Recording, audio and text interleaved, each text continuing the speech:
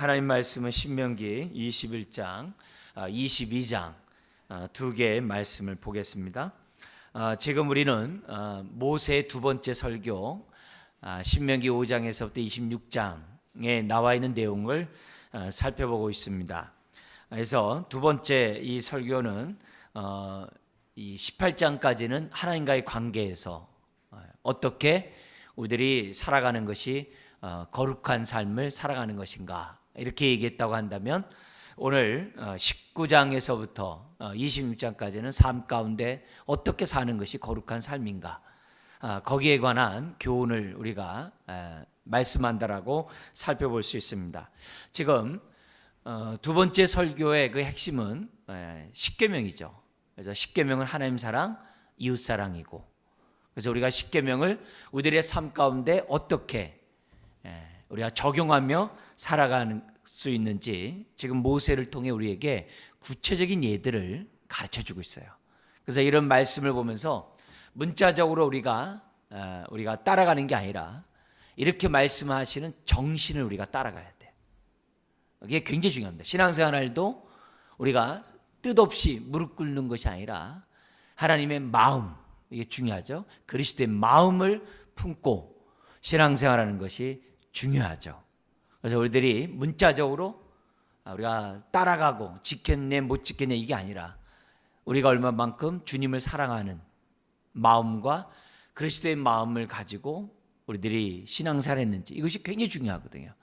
그래서 그런 의미에서 우리가 이런 지금 19장에서부터 이웃사랑을 구체적으로 어떻게 실천해야 하는지, 우리가 이제 부모 공경에서부터 이 탐심하지 말라는 그런 계명을 우리가 받지 않았습니까? 그 말씀에 근거해서 우리들이 이 신명기 말씀을 봤으면 좋겠습니다. 여러분, 그러면서 모든 규례의 그 핵심은 우리가 겉으로는 이제 거룩이에요. 근데 이 거룩은 구별된 삶이잖아요. 근데 이 거룩 구별된 삶과 이 마차의 그 이륜 마차라고 한다면 같이 이렇게 연관되는 것이 뭐냐면 순종이에요. 그냥 무조건 우리가 거룩하리라 이렇게 되는 게 아니라 순종할 때 거룩해 되는 거예요. 왜냐하면 순종은 벌써 이것이 구별된 행동이거든요. 그래서 거룩과 순종은 항상 같이 가요. 이 얘기를 구조적으로 잘 설명한 게 베드로전서예요. 그래서 우리들이 이 하나님이 거룩하니 너희도 거룩하라 라고 했을 때 거룩한 방법은 항상 순종과 간다는 거. 그 마차의 이륜, 그 바퀴와 같은 원리를 잊어서는 안 됩니다. 그 기본 핵심을 놓치면 안 돼요. 그러면서 동시에 모든 이런 하나님의 말씀, 뭐 율법이나 복음이나 이 하나님의 말씀의 그 항상 그 중심에는 하나님의 성품이 나타나요. 그래서 성품 가운데 가장 대표적인 게 뭐죠? 사랑과 공의죠. 그죠? 사랑과 공의. 사랑과 공의가 우리 하나님의 가장 대표적인 성품이라고 볼 수 있죠. 근데 모든 규례에, 모든 율법에, 모든 복음에 항상 하나님의 이 사랑과 이 공의는 같이 드러나요. 양날의 검처럼, 동전의 양면처럼 항상 같이 나타나요. 십자가에 하나님의 공의만 있는 게 아니라 우리를 사랑하기 때문에 그 공의가 나타난 거잖아요. 그래서 십자가에 하나님의 사랑과 공의가 나타나야 그게 십자가예요. 그래서 하나님의 모든 말씀은 항상 이 공의와 이 사랑이 같이 가요. 그 중심은. 왜 그럴까요? 그래야 공의 앞에 우리 죄를 회개하고 사랑 앞에 우리가 어떻게 돼요? 그 은혜에 감사하게 돼 있거든요. 하나님은 사랑으로 우리를 갖다 채찍하세요. 그러나 그 채찍에도 거부하고 불순종하면, 순종하지 않으면, 거룩하지 않으면 어떻게 돼요? 채찍을 아주 과감하게 하나님은 때리시는 거거든요. 공의를 발휘하거든요. 왜 그래요? 불의한 것들을 잘라버리도록 하기 위해서, 정신 차리도록 하기 위해서 믿는 자에게 하나님 공의를 바라거든요. 그러니까 사랑만 유익한 게 아니라 우리는 또 뭐가 돼요? 그래서 공의도 유익한 거예요. 그래서 신앙생활은 이 사랑과 공의가 항상 어떻게 돼요? 같이 나타나야 돼요. 거룩과 순종이 나타나야 되듯이. 동서남북으로 얘기한다면은 거룩과 순종, 그다음에 남북, 사랑과 공의, 이게 뭐냐면 같이 가야 되는 거예요. 그럴 때 사랑과 공의가 있는 곳에 뭐가 있어요? 경외함이 있잖아요. 경외가 뭐예요? 두려움과 경외의 차이점은 경외가 뭐죠? 공의 앞에 내 죄를 회개하고 사랑 앞에 그 은혜에 감사하면서 살아가는 것이 경외거든요. 날마다 옛사람을 벗어버리고 새 사람을 입으며 나아가는 것이 경외거든. 경외. 이게 그리스도의 마음을 품은 사람들의 특징이고 겸손한 마음이고 가난한 마음이죠. 그 기본 원리를 우리들이 생각하면서 하나님의 말씀을 우리가 봐야 되고, 오늘 우리가 지난주와 연관해서 오늘도 21장 22장을 통해서도 하나님의 규례에 사랑과 공의가 들어가 있고, 그리고 우리는 어떻게 돼요? 주의 말씀에 순종할 때 우리는 어떻게 되는 거예요? 거룩한 자가 되는 거예요. 그 원칙을 우리가 생각하면서 말씀을 살펴봤으면 좋겠습니다. 자, 이런 가운데 21장 1절부터 이제 9절까지 사람이 죽었는데요, 살인범이 누군지 몰라요. 근데 죽었어요. 그러면 그 시신을 어떻게 처리해야 하는가? 단순한 시신 처리 문제가 아니라 그 근본 정신, 그 거룩과 순종이라는 그 원칙하에서 이 문제를 어떻게 해결해야 되는가? 불의한 것을 우리 지난번에 재판을 통해서 어떻게 처리한 걸 배웠잖아요. 오늘은 뭐냐면 부정한 것을 어떻게 처리해야 되는가? 불의와 부정을 처리하는 방법은 똑같아요. 똑같합니다. 거룩과 순종, 그리고 또 뭐예요? 규례에는 사랑과 공의. 항상 똑같아요. 자, 기본 원칙 속에서 우리 한번 보겠습니다. 1절부터 5절까지 말씀 한 절씩 교도하겠습니다. 21장 신명기. 내 하나님 여호와께서 내게 주어 차지하게 하신 땅에서 피살된 시체가 들에 엎드러진 것을 발견하고 그 쳐 죽인 자가 누구인지 알지 못하거든. 너희의 장로들과 재판장들은 나가서 그 피살된 곳에 사방에 있는 성읍의 원근을 잴 것이요, 그 피살된 곳에서 제일 가까운 성읍의 장로들이 그 성읍에서 아직 부리지 아니하고 멍에를 매지 아니한 암송아지를 취하여 그 성읍의 장로들이 물이 항상 흐르고 갈지도 않고 씨를 뿌린 일도 없는 골짜기로 그 송아지를 끌고 가서 그 골짜기에서 그 송아지의 목을 꺾을 것이요, 같이요. 레위 자손 제사장들도 그리로 갈지니 그들은 내 하나님 여호와께서 택하사 자기를 섬기게 하시며 또 여호와의 이름을 축복하게 하신 자라. 모든 소송과 모든 투쟁이 그들의 말대로 판결될 것이니라. 아멘. 이미 이 제사장들은 율법에 근거해서 공의롭게 재판해야 될 사명이 앞에 있다는 것을 우리가 살펴봤습니다. 자, 이렇게 그 시신을, 살인범이 누군지 모르는 가운데 있는 그 시신을 어떻게 처리해야 되는가? 필름이 없은 즉 사함이 없다고 하는 히브리서 9장 22절의 그 원칙이 다 이런 정신에서 나오고 있는 거거든요. 그래서 뭐라 그러냐면은 거기 보면 4절까지 모습에서 시체로부터 가장 가까운 성읍 이 책임을 진다는 거예요. 그래서 그 성읍의 장로들을 갖다가 오게 해가지고, 봐라, 지금 이 시신이 당신의 성읍에서 제일 가깝다. 그래서 이 사람에 대한 이 시신의 이 문제를 이미 벌써 피를 흘림으로 그 땅이 부정해졌잖아요. 더러워졌잖아요. 그러니까 이것을 갖다가 정결케 하는 대속의 제사를 드려야 한다. 이렇게 얘기를 하는 거예요. 그러면 그 성읍 사람은 어떻게 돼요? 율법 조항이니까, 규례니까 성읍 사람은 어떻게 돼요? 정말 한 번도 멍에 매지 아니한 그 송아지 하나를 정말 이렇게 정결한 곳에 가가지고 뭘 꺾는다는 얘기는 죽인다는 거죠. 대속의 그런 죽음을 하게 한다는 거죠. 근데 이런 모든 일을 집행하는 사람이 누구냐면 이제 제사장이라는 것을 지금 5절에 우리들에게 가르쳐 줍니다. 그러면서 뭐라 그러냐면 6절 한번 보시면 장로들은 그 죽음에 대해서 우리는 어떻게 돼요?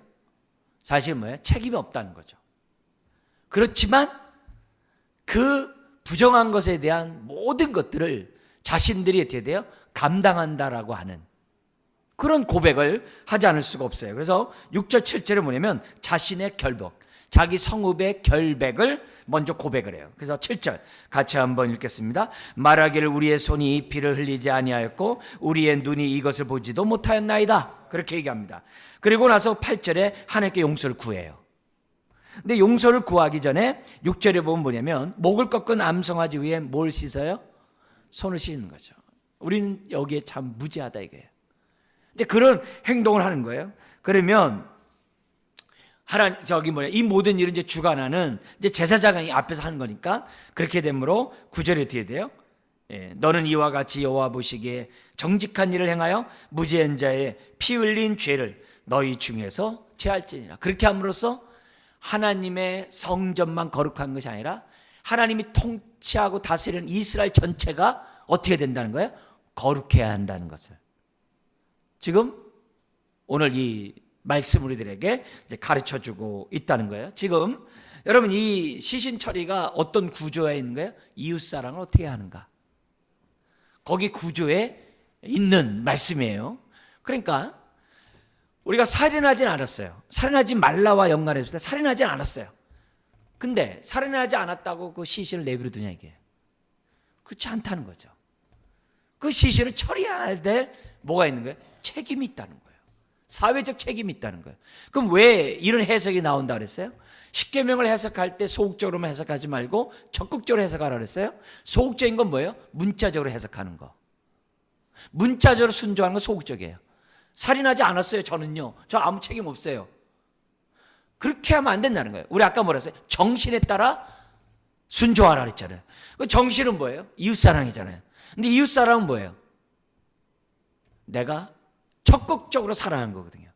그건 뭐냐면 남이 죽음에 놓이게 됐을 때 죽지 않아야 될 죽음을 막아야 될 책임이 우리에게 있는 거예요. 죽도록 내비두면 우리에게 책임이 있다는 거예요. 그게 정신에 따라 사랑하는 거예요. 그럼 더 나가서 내가 그 사람이 죽는 걸 보지 못했어도 어떤 사람이 죽으면 어떻다는 거예요? 그 사람에 대한 책임도 지라는 거예요. 책임도 지라는 거예요. 그래서 뭐래요? 십계명은 항상 어떻게 돼요? 정신에 따라 살면 적극적이 돼요. 그래서 지난번에 말씀드렸잖아요. 도둑하지 말라. 도둑질하지 말라. 나 안 훔쳤어요. 그건 소극적이죠. 적극적으로 정신에 따라 순종하면 어떻게 돼요? 남의 재산에 피해를 주면 안 되는 거예요. 더 나아가서 어떻게 돼요? 이문을 남기도록 일을 해야죠. 남의 재산을 보호하는 차원에만 아니라 더 플러스가 돼야 돼요. 더 적극적으로 그 사람의 재산이 늘어나도록 도와줘야 한다는 거죠. 그게 정신에 따라서 섬기는 거거든요. 주님은 항상 그렇게 얘기해요. 문자적으로 얘기하면은 너는 자유자다. 오케이, 난 자유할 거야. 그럼 방임으로 빠지잖아요. 방탕으로 빠지잖아요. 그게 뭐예요? 그 자유가 어떻게 돼요? 적극적으로 자유를 하래. 그게 뭐예요? 섬김으로 종로로 타라는 거예요. 다른 사람을 자유케 하는 것이 자유의 정신이라는 거예요. 성경 원리는 항상 똑같아요. 그렇기 때문에 여기서 나왔을 때 이런 시신의 문제가 딱 생겼을 때 뭐라 해요? 책임을 지라는 거예요. 그럼 모든 이 이스라엘이 책임지면 좋겠죠. 그렇지만 그러면 어떻게 돼요? 노상 이스라엘 경내 노상 송아지 못 꺾다 끝날 거 아니에요. 왜? 죽음이 얼마나 많이 나타나겠어요. 그래야 어떻게 돼요? 가까운 성읍에서 최소한의 가까운 성읍에서 책임짐으로 그 죽은 자의 어떻게 돼요? 우리나라 표현은 성경에 없는 말이지만 원한을 갚아주라, 원한을 풀어주라 이게. 그 원통함을 풀어줘야 될 책임이 우리들에게 있다는 거예요. 누구예요? 남은 자들에게, 살아있는 자들에게 책임이 있다는 거예요. 그래서 아간이 범죄함으로 이스라엘 아이성에 실패하잖아요. 똑같은 거예요. 항상 언약 공동체의 사고를 가지고 행동하라 이게. 우리는 한 몸이라는 의식을 가지고 저와 여러분들이 행동하라 이게. 그 성경의 원리예요. 언약 공동체 저거예요. 그래서 우리가 신앙생활하는 이 메시지를 볼 때마다 소극적으로 나 안 죽였어 이런 차원이 아니라 이런 문제가 있을 때마다 공동의 책임을 지는 사회적 책임을 지는 그런 이웃사랑, 그런 이웃사랑을 저와 여러분들이 해야 한다는 것을 우리들에게 가르쳐줘요. 우리 송파 모녀 자살 사건 딱 있을 때 나라가 경악해가지고 막 제도가 바뀌어지잖아요. 그건 국가가 해야 될 일이죠. 그죠? 국가가 그런 제도를 만들어야 되겠죠. 그러나 국가의 제도로 끝나는 게 아니라 우리가 해야 될 책임들이 있는 거죠. 그래서 우리들이 해야 되는 거죠. 우리 이웃들이 누구보다도 우리들이 잘 아니까. 우리 개개인 모두의 공동의 책임이라는 것을 지금 우리들에게 이 본문은 가르쳐주고 있다는 거예요. 여러분 거룩한 땅에서도 뭐가 이루어져요? 살인이 이루어진다니까요. 거룩한 땅에서도 무고한 사람이 죽을 수 있다니까요. 얼마든지 있다니까요. 그런 일이 있을 때마다 저 사람이 무슨 죄를 져가지고 저렇게 길거리에 죽었나 이렇게 하면 아니고, 그렇게 그런 생각하면 안 되죠. 오히려 그 죽음에 대해서 긍휼히 여기는, 그리고 그 책임을 지는 저와 여러분들이 돼야 한다는 거죠. 그래서 우리가 수요일날 새벽마다 기도하는 내용이 뭐예요? 복지 정책과 우리 고통 가운데 있는 자를 위해서 우리 새벽마다 기도하잖아요. 수요일마다. 다른 얘기 아니에요. 이런 공동의 책임을 우리가 갖자는 의미라는 거죠. 그게 이웃사랑의 기본적인 우리들의, 저와 여러분들의 태도입니다. 그래서 신문지상이나 여러 가지 일들이 벌어질 때, 특별히 우리는 어떻게 해야 돼요? 우리 동네에서 사회적인 문제가 딱 벌어질 때 우리는 어떻게 돼요? 느낌이 남다르잖아요. 그 얘기예요 지금요. 그래서 그 동네에서 벌어진 일에 대해서 우리들이 같이 어떻게 돼요? 공감하고 마음 아파하는 그런 모습이 저와 여러분들에게 있어야 한다는 거죠. 말없이 죽은 그 사람의 아픔을 해결해 줄 수 있는 그러한 책임이 이웃사랑 가운데 반드시 있어야만 한다는 거죠. 자, 그러면 좀 더 넓게 얘기하면 하나님은 항상 하나님의 땅에 거룩하기를 원해요. 그 거룩은 뭐예요? 순종과 연관된다고 그랬어요. 이거 특별히 뭐예요? 이웃사랑과 연관된다고 풀어본다면 우리가 이웃사랑을 함으로 거룩하건 구별된 세상이 되기를 하나님이 원하세요. 그렇다면 우리가 이런 사회 문제에 대해서 영적으로나 우리가 어떻게 돼요? 정말 신앙적으로 이렇게 본능적으로 우리들이 어떻게 돼요? 민감하고 거기에 대해서 어때요? 불의한 죄악을 거부할 뿐만 아니라 억울하게 고통당하는 사람들에 대한 그 책임을 저와 여러분들이 져야 한다는 것이 이 시신처리 문제예요. 부정함을 철회하는 문제예요. 그래서 내가 안 했다고 태어난 그것은 이웃사랑을 하는 주님을 마음에 모신 사람의 태도는 아니라는 거예요. 그리고 10절부터 23절 하나님의 이 거룩함의 구별됨은 아까 예배뿐만이 아니라 앞에서 그 다음에 또 우리 사회뿐만 아니라 어디에서예요? 이 사회를 구성하고 있는 가장 기본단위인 가정도 어떻게 된다는 거예요? 거룩해야 한다는 거예요. 다시 말하면 말씀이 살아있어야 하고 말씀에 순종하는 가정이 돼야 한다는 거예요. 가정이 돼야 한다는 거예요. 그런 얘기를 10절부터 23절에 이제 설명하고 있습니다. 그런 가운데 가정의 거룩함을 유지하는 데 있어서 여러 가지 예들이 많아요. 그동안 많이 했어요. 근데 그 외에 또 시간이 지나면서 모세가 점점 많은 규례들을 얘기를 해요. 점점 많이 얘기하거든요. 그래서 어떤 얘기를 여기서 하는가 좀 볼게요. 10절에서 14절이에요. 가나안 땅을 정복하는 데 있어서 이 남자가 뭐냐면 그 자기가 정복한 그 성읍에 어떠한 여인을 보고 첫눈에 반한 거예요. 그런 일 있잖아요. 첫눈에 반할 수 있잖아요. 그러니까 그런 사람이 이제 아내로 그 여인을 삼고자 했을 때 어떡하냐 이게. 그냥 무조건 다 도륙하냐? 그건 하나님의 뜻이 아니라는 거예요. 그 가운데서도 어떻게 돼요? 우리 여러분이 잘 알다시피 어떻게 돼요? 이스라엘 위해서 이렇게 항복을 하거나 화친을 청하거나 이스라엘의 12정탐꾼을 갖다 숨겨줬던 그 여인이 살았던 것처럼, 그죠? 여러 가지 하는 사람들에 대해서는 우리 하나님은 어떻게 돼요? 선의를 베푸시거든요.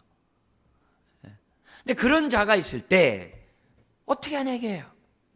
포로된 자를 아내로 삼고자 싶을 때 12절에 이렇게 얘기해요. 그렇게 하고 싶을 때는 뭐냐면 그 머리를 밀고 손톱을 베고, 그리고 13절 포로의 의복을 벗고 내 집에 살며 한 달간 유예 기간을 주는 거예요. 그리고 그 이후에 그 전까지도 성결을 유지해야 돼요. 그 이후에 부부가 된다. 이렇게 설명을 하고 있어요. 자, 그러면 왜 머리를 밀고 손톱을 메고 옷을 왜 벗는가? 이유가 여러 가지 있을 수 있겠죠. 기본적인 건 뭐예요? 그러면서 왜 한 달간 유예를 줄까요? 충동적인 것을 억제하는 거예요.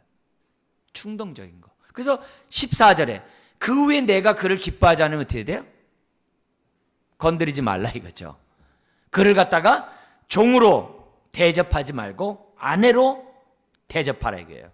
그래서 돈을 받고 팔거나 비인격적인 태도를 하지 말고 한 동포로 받아주라는 거예요. 동포의 권위로 받아주라고 얘기를 해요. 어쨌든 한 달 동안 감정적인 그런 모습들이 정리되도록 우선 하고, 동시에 그 여인이 어떻게 돼요? 여인 역시 감정을 정리할 수 있는 기회를 줘야죠. 그잖아요. 자기가 자기 부모를 죽인 사람일 수도 있는데 그 감정, 슬픈 감정을 헤아리지 아니하고 만약에 정복한 자 입장에서 한다면은 이건 하나님의 사랑이 아니잖아요. 하나님의 사랑이 아니잖아요.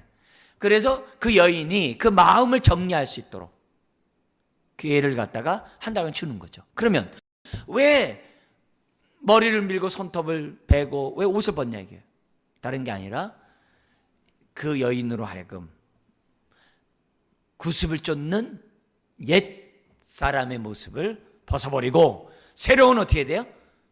이스라엘의 공동체로 들어오도록 하고자 하는 하나님 뭐예요?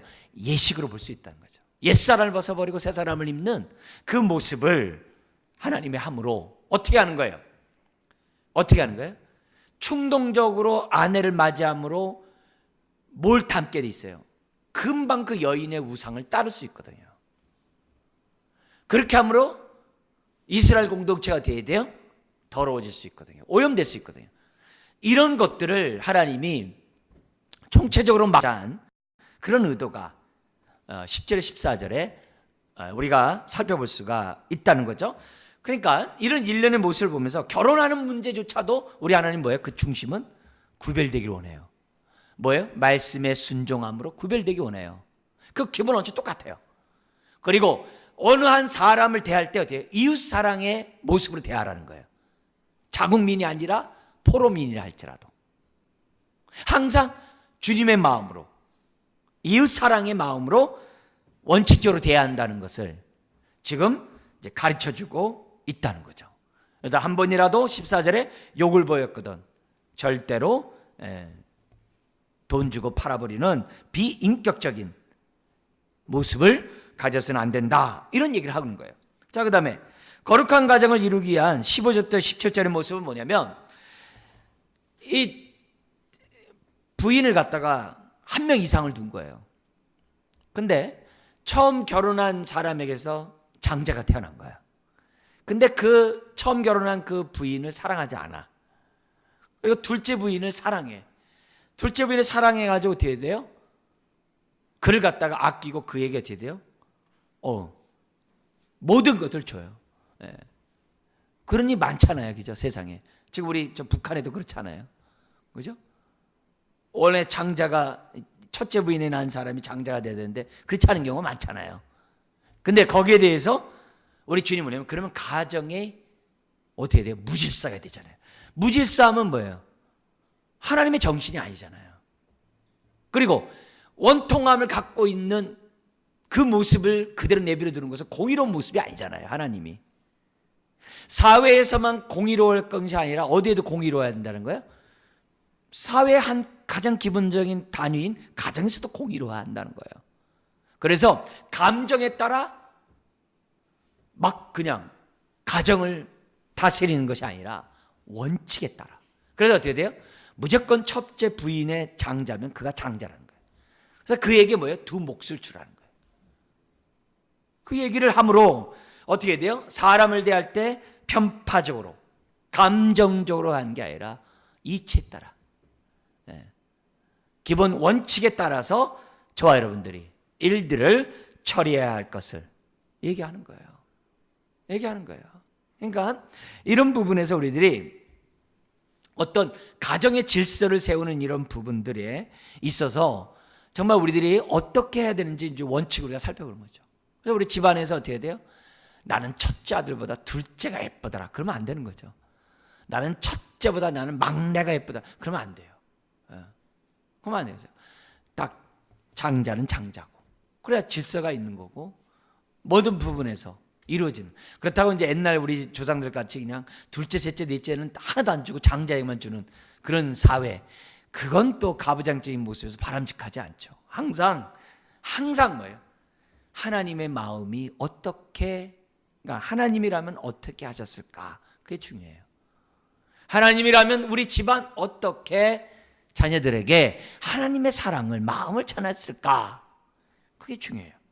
이쁜 자식만 이뻐하는 게 아니라. 자, 그 다음에 세 번째 18절부터 21절을 보면 자식 가운데 뭐예요? 도저히 부모 말 안 듣고 도저히 이건 망난이에요. 이건 어떻게 안 돼요. 그럼 어떻게 하냐 이게, 그죠?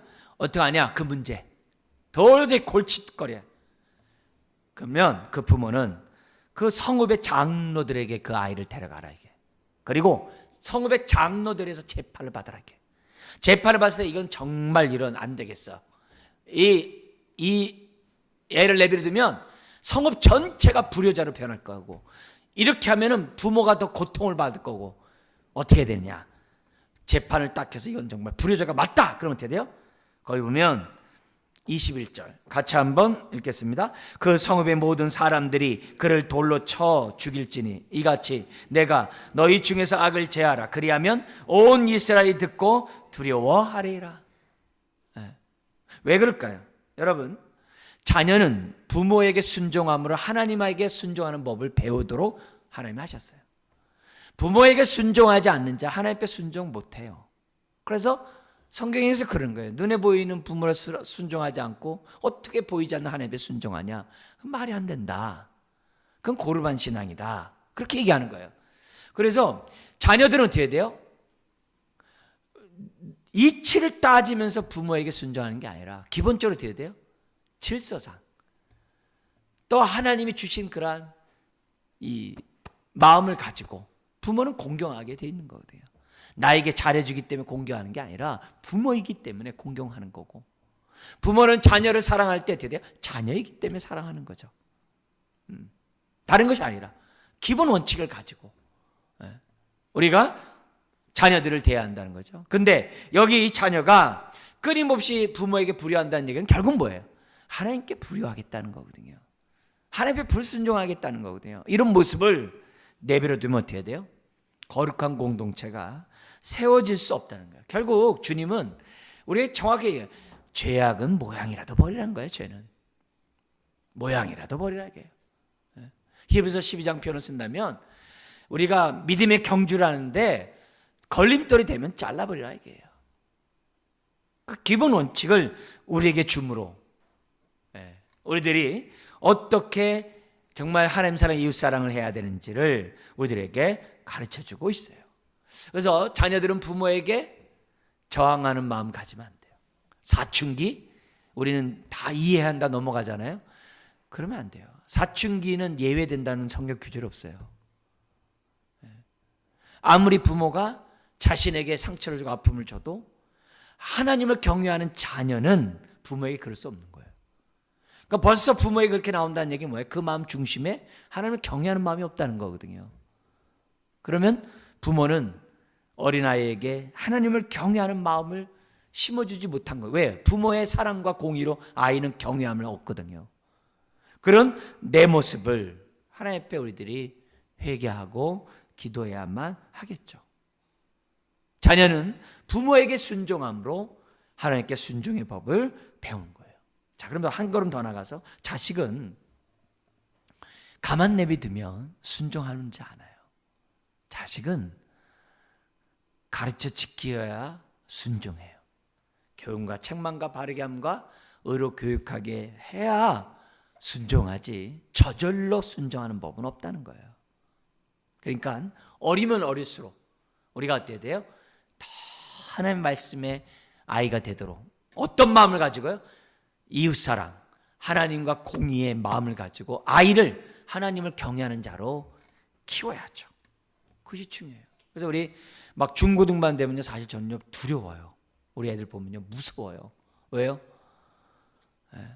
저러다가 하나님 떠났는데 막 그런 게 이게 너무 무서운 게 많아요. 애들 이렇게 보면은 참 막 아파요. 더구나 우리 중고등부 아이들 부모가 다 또 교회에 있잖아요. 얼마나 힘들겠어요. 중고등부 때 그 아이들이 주님 못 만나보세요. 얼마나 그 아이들이 힘들겠어요. 그런 거 생각해 보면은 우리 모두가 공동의 책임을 가지고 기도해야 되고, 우리 아이들 하나의 그 어린 아이들이 진짜 부모 품을 떠나는 게 신앙 품을 떠날 수 있잖아요. 신앙을 떠날 수 있잖아요. 그런 위기감을 갖고 사춘기 되기 전에 주님 만나고 하나님을 경외하는 아이로 딱 만들어서 이 아이가 부모 곁을 떠나도 주님 곁을 떠나지 않는 그런 아이가 될 수 있도록 만드는 것이 저와 여러분들의 책임이라고 봅니다. 그래서 우리가 이 건강한 경건한 가정을 이루는 이 원칙들을 우리들이 생각해 보면서 오늘 우리의 부모의 책임을 져야 되고요. 또 하나, 이 마지막 22, 23절에 보면 뭐가 나오냐면은 여기서 이제 예수님의 십자가의 죽음이 그때 어떻게 돼요? 그 즉시 장사 지내야만 하는 그 원칙, 그리고 거기 23절 우리 보면은 나무에 달린 자는 하나님께 뭘 받았다고 그래요? 저주를 받았다라고 예수님 당시에 사람들이 생각했거든요. 예수님이 저주를 받았기 때문에 십자가에 못 박힌 거다 하면서 사람들이 괴로워했거든요. 사람들이 등을 돌렸거든요. 근데 그 저주가 누구의 저주예요? 오늘 저와 여러분들의 저주라는 사실을 성령님을 통해 깨닫게 되지 않았습니까? 바로 그 귀절이 여기 있는 거예요. 그래서 22절 23절 같이 한번 읽어볼까요? 사람이 많이 죽을 죄를 범함으로 내가 그를 죽여 나무 위에 달거든 그 시체를 나무 위에 밤새도록 두지 말고 그날에 장사하여 내 하나님 여호와께서 내게 기업으로 주시는 땅을 더럽히지 말라. 나무에 달린 자는 하나님께 저주를 받았음이니라.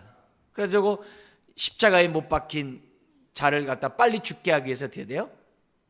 시신을 해야 되는데 살아있으면 안 되잖아요. 그래서 무릎을 꺾었거든요.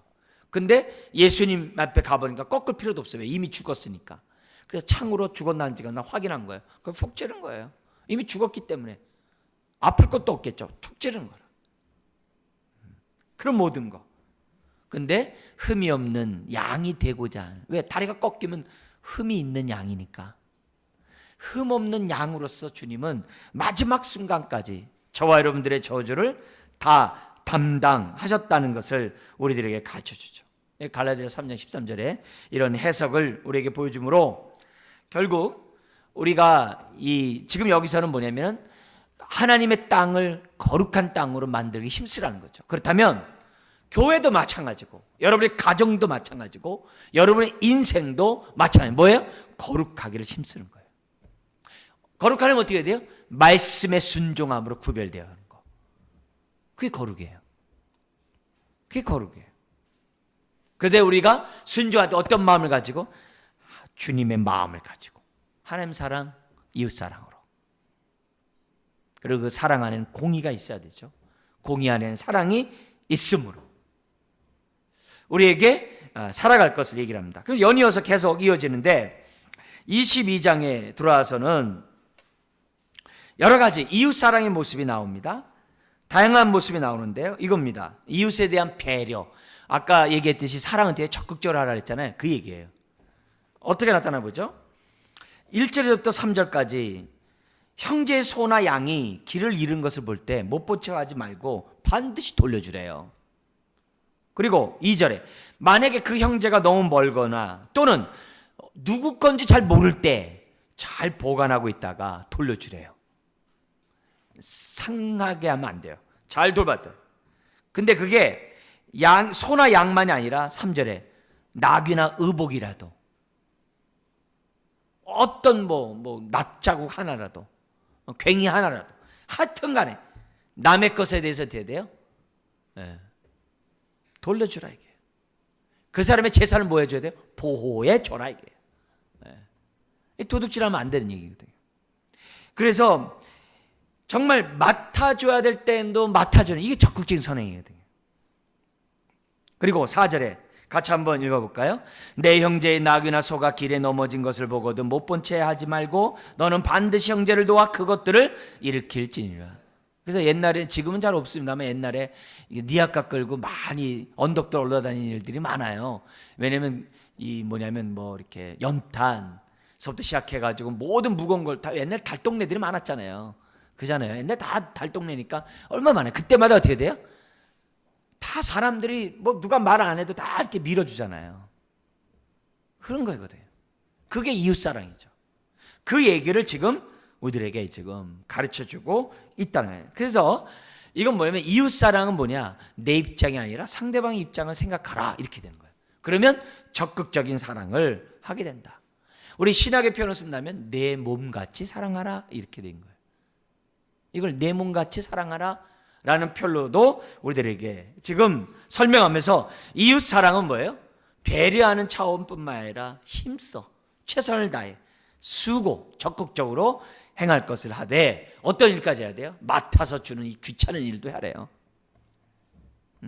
그래서 무관심하고 이렇게 하는 게 아니라 따뜻한 인정과 도움의 손길, 특별히 소외된 사람들에게 대해서 관심을 가질 것을 얘기를 해요.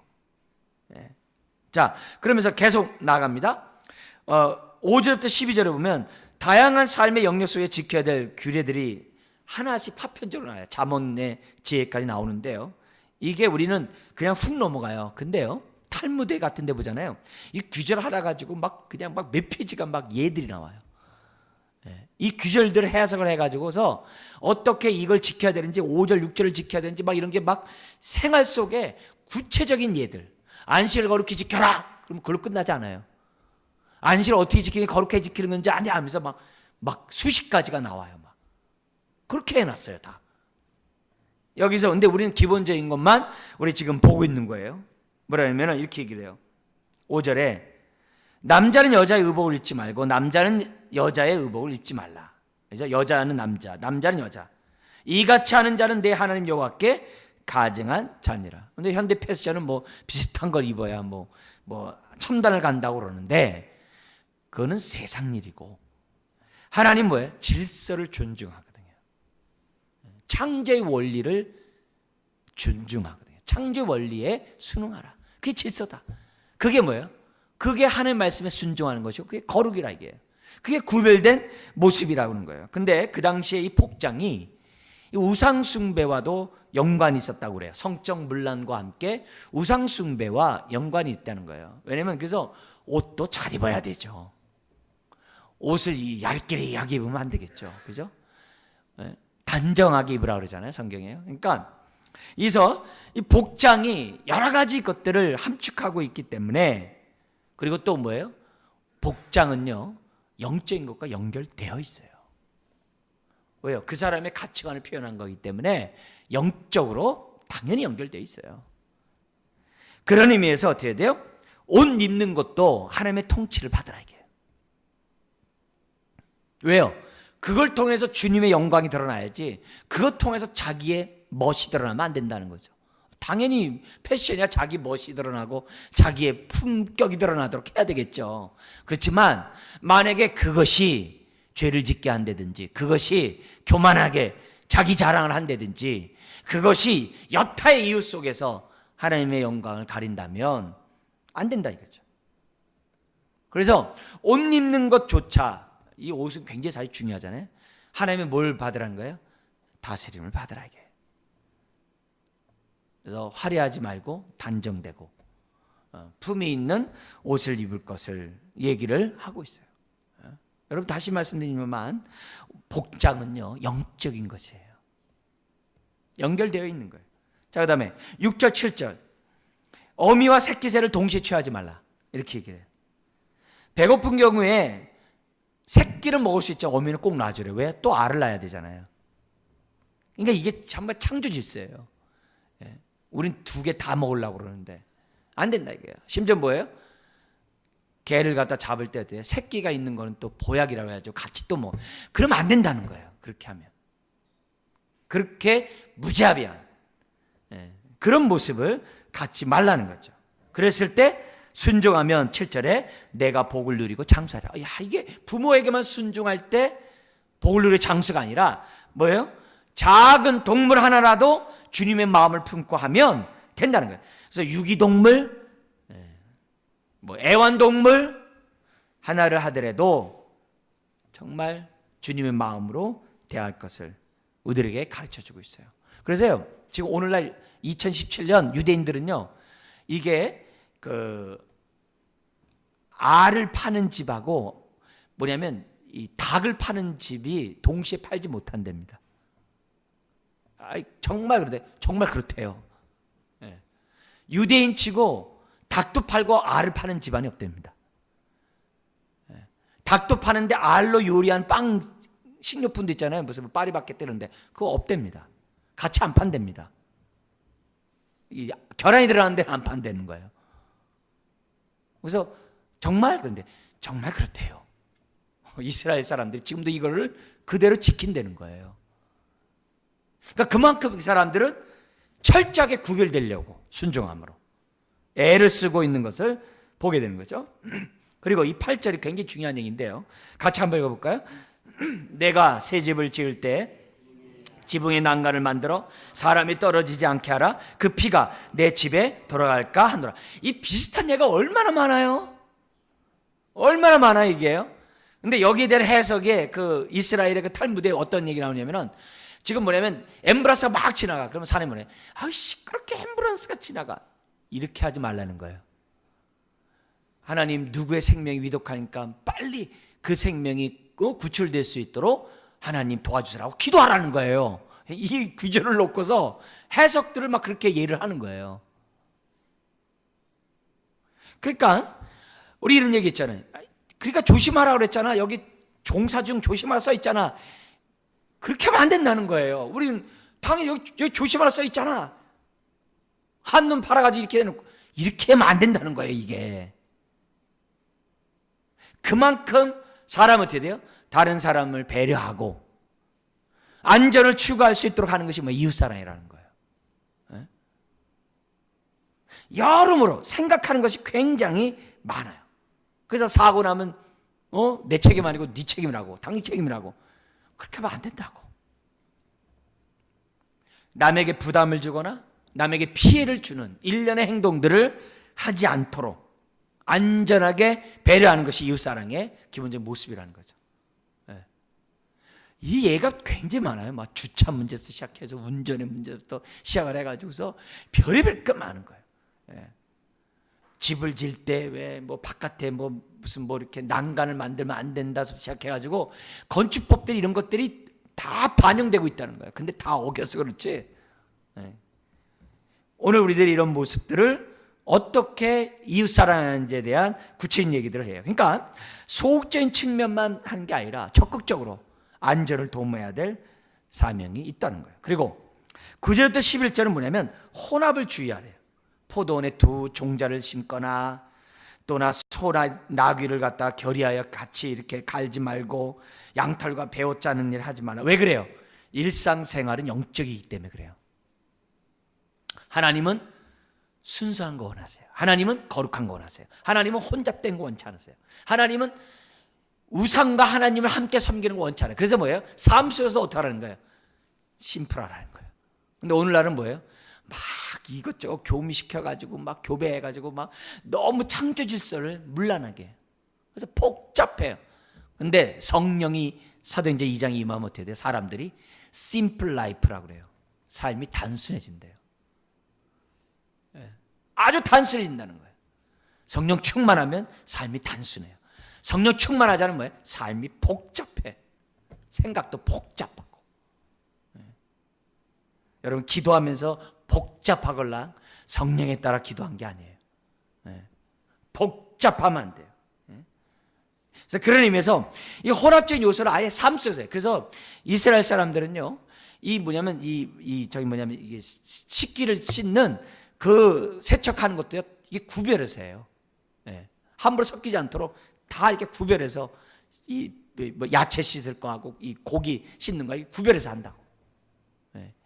그러니까 이런 모든 것들을 평소에서부터 이렇게 딱 구분해요. 왜요? 구별되는 삶을 살려고 하는 거예요. 근데 문자로 했기 때문에 그들이 문제고, 우리는 어떻게 돼요? 정신에 따라야 되는데 정신만 하고 그릇이 없어. 그럼 어떻게 돼요? 그럼 너무 그냥 우빵장이죠. 안 되는 거죠, 그건. 자, 그러면서 12절 너무 중요한 얘기예요. 22장에서 12절이 제일 중요한 규절 중에 하나인데요. 같이 한번 읽어볼까요? 너희는 너희가 입는 겉옷에 내 귀에 술을 만들어. 그래서 12년 혈루증 여인이 이 술을 잡은 거 아니에요. 옷깃에 술을 잡은 거 아니에요. 근데 그 술이 뭐냐? 토라, 율법의 말씀을 뭐예요? 상징하는 거거든요. 그래서 모든 남자는 다 술을 달아야 돼요. 이게 왜 그러냐? 우리는 율법에 따라 살겠습니다 라는 신앙 고백이에요. 그래서 지금도 2017년도 유대인들은 어떻게 돼요? 머리도 율법에 따라 살겠다고 그거 다 꼬는 게 다 있대요. 호주머니 옆에도 다 있고 옷에 술 다 지금도 해요. 지금도 해요. 왜요? 말씀이 삶의 전 영역에 미치도록 하겠어요. 우리 그래서 이마에 있는 그 경문갑, 그 안에 4개 방에 있는 그 말씀이 다 뭐예요? 말씀을 미간에 붙이고 손목에 메고 집 안팎에 붙이고 그게 그거 아니에요. 모든 생각과 사고와 말과 행동과 집안과 집 밖에 다 뭐의 지배를 받으라는 거예요? 하나님 말씀의 지배를 받으라는 거 아니에요. 그게 바로 내술이에요. 결국 삶 속에서 저와 여러분들이 돼요? 말씀의 지배를 받으라 이 얘기예요. 이웃사랑 말씀에 따라하라 이게 소극적 아니라 적극적 모든 영역에서 구별된 삶을 살 것을 얘기를 해요. 그러면서 다시 뭘로 들어오냐면은 13절에서부터 뭐냐면 순결에 대한 이 부분으로 나오게 됩니다. 그래서 13절부터 19절은 뭐냐면은 무고한 이혼을 금지시키는 거고요. 그리고 20절, 21절은 부정적인 성관계를 금지시키는 얘기예요. 그래서 13절, 19절에 보면 아내가 미워와가지고 있잖아요. 괜히 이혼한다. 그래서 이혼해서 빌미가 뭐냐? 이 사람 알고 봤더니 처녀가 아니야. 이렇게 얘기하면 어떻게 돼요? 그 부모는, 처녀의 부모는, 신부의 부모는 장로에게 가가지고 그 증표를 보여야 돼. 처녀 증표를. 갖고 있다가 처녀 증표를 보이라는 거예요. 그러면 어떻게 돼요? 남편은 어떻게 돼요? 그 남편을 잡아 두들겨 패고, 그리고 18절 19절에 은 100세겔, 아내를 맞을 때 50세겔인데 더블로 주라는 거예요. 그리고 뭐냐면 평생 이 아내를 버릴 수 없다 이렇게 얘기한 거예요. 근데 20절과 21절에 만약에 그 처녀에게 처녀된 표가 없으면 그 처녀를 아버지 집에서 끌어내가지고 성읍 사람이 돌로 쳐 죽이라는 거예요. 왜요? 그렇게 함으로 악을 제하라고. 그러니까 결국 이 당시 사회 공동체가 얼마나 구별된 거룩한 공동체를 유지하고자 얼마나 피 흘리는 삶을 살았는지 몰라요. 그래서 그만큼 믿는 사람은 그만큼 더 높은 도덕적인 요구를 우리들에게 기준을 요구한다는 것을 가르쳐주고 있는 얘기입니다. 그러면서 22절에서부터 나오는데요. 22절 유부녀와 동침할 경우 죽여라. 23절 24절 약혼 처녀가 성읍에서 다른 남자 하면은 죽여라. 왜? 성읍에서 사람 살려야 하면 되는데 소리 지르지 않았다 이 말이에요. 그리고 25절 27절 남자가 성문 바깥에서 약혼한 여자를 강간하면 남자만 죽여라. 왜? 들에서 소리쳐도 구원할 자가 없기 때문이다. 그리고 28절 29절 만일 남자가 약혼하지 않은 처녀를 만나 동침할 경우 남자는 그 처녀의 아버지에게 은 50세겔 주고 아내를 삼아라. 그리고 30절 누구도 아버지의 그 두 번째나 세 번째 그 계모를 취하지 말라. 죽으리라. 이런 얘기를 이제 하는 거예요. 그러니까 결국 이건 뭐냐면 이거예요. 고린도서 6장 요 규절과 연관해서 고린도서 6장 15절에서 20절에 딱 얘기해요. 뭐냐? 너희 몸은 주의 핏값으로 산 것은 주의 것이니 너희 몸을 어떻게 돼요? 너희 몸을 어떻게 돼요? 하나님의 영광이 되도록 드리라. 로마서 12장과 연관하는데 어떻게 돼요? 산채물로 드리라. 그런 거예요. 우리 몸이 주의 것이고 주의 성전이니 나의 마음대로 내 뜻대로 살지 말고 하나님 말씀에 따라 살아감으로 하나님께 영광을 돌려라. 그리고 우리의 영적인 삶이라고 해서 육적인 삶과 구별되는 게 아니다. 육적인 삶과 영적인 삶은 뗄래야 뗄 수 없는 연관이 있다. 그렇다면 오늘 우리들의 삶 속에서 어떻게 되는가? 삶 속에서부터 우리 저와 여러분들 어떻게 돼요? 누룩을 주의하자. 거룩한 가정, 거룩한 교회, 거룩한 사회가 되도록 저와 여러분들이 하자. 그래서 지극히 작은 저와 여러분에서부터 우리가 시작해야 할 것을 성경은 우리들에게 가르쳐 줍니다. 우리 오늘 말씀 21장 22장을 통해서 어떻게 이웃사랑을 해야 되는가? 사랑하되 우리는 어떻게 돼요? 소극적이 아니라 문자적으로만 하는 소극적이 아니라 적극적으로 우리들이 해야 되고 사회의 책임은 오늘 우리 모두의 책임이라는 것을 생각하고 저와 여러분들이 구별된 삶을 살아가야 한다는 것 우리들에게 말씀하고 있습니다. 성령님이 여러분의 삶에 보다 더 구체적인 적용을 할 수 있도록 깨달음을 주길 주의 이름으로 축원합니다. 기도하겠습니다. 하나님